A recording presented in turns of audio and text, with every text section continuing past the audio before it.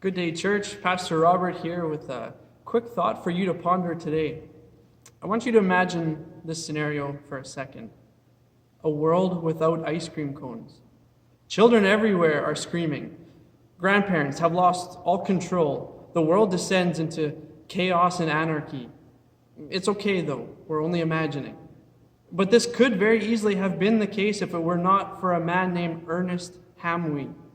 As the story goes, when an ice cream truck at the 1904 St. Louis Fair ran out of trays with which to serve ice cream, it was Ernest, the waffle vendor next door, who came up with the idea that if he simply reshaped his signature waffles into a cone, then they could be used in place of the traditional serving tray, and ice cream could still be enjoyed by everyone.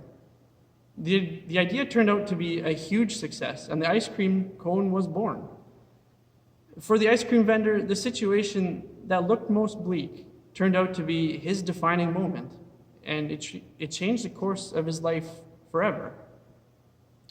Right now, you may not be faced with the challenge of figuring out how to eat ice cream. In fact, for most of us with so much time on our hands, we're trying to figure out how to not eat so much ice cream. But regardless of ice cream consumption, life still has this way of throwing unexpected trials and challenges in our path. For instance, COVID-19. In this time of uncertainty, many of us are finding ourselves almost in the position of an explorer, journeying into uncharted territory. There is no guideline. There's no textbook. There's no COVID-19 for Dummies handbook that we can consult on this. There is so much that we do not know, and that can be scary. Perhaps, though, there are other trials that continue on in your life despite the arrival of COVID-19.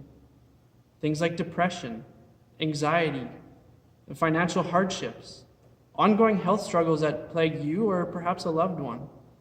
Whatever your trial that you're facing today, Ernest's ice cream story is a reminder that it is often within the hardest times of our lives that we can find the most beautiful fruit.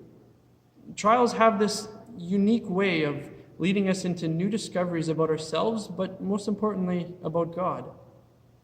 I get the sense that this is where James is trying to lead us in chapter 1, verse 2 to 4 of his book. He writes it like this: "Consider it pure joy, my brothers, when you face trials of many kinds, because you know that the testing of your faith develops perseverance. Perseverance must finish its work so that you may be mature and complete, not lacking anything." Now, I just want to be clear that James is not trying to convince us that we need to fake our smiles and pretend that everything's all right when it's not. Nor is he attempting to shame us or to make us feel guilty about our feelings of worry and of fear. Worry and fear are natural human emotions, and dare I say, they are not necessarily in opposition to faith, because our faith is not an emotion. Our faith is a steady, mind over matter commitment to trust that God is in control and will remain utterly dependable to his promises to us, despite any of our fears and worries. And James is trying to reassure us here by lifting our eyes to the truth that the trials that we currently face are not somehow a way that God has abandoned us or is calling it quits on everything.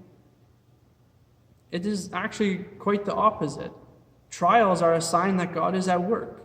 He is continually seeking our good and using these challenges as an opportunity for new growth that would have never occurred in our lives under our own strength.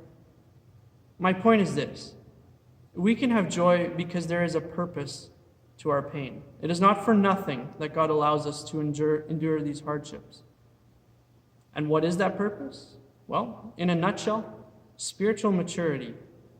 As we face suffering, God is conforming us ever more into the image of his Son, Jesus. And that knowledge can be the source of our joy.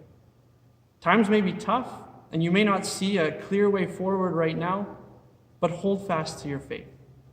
Your version of a waffle cone will come. Thanks, church. And as you consider how God is working, let us not neglect to hold up one another in prayer. Pastor Rob out. Nice.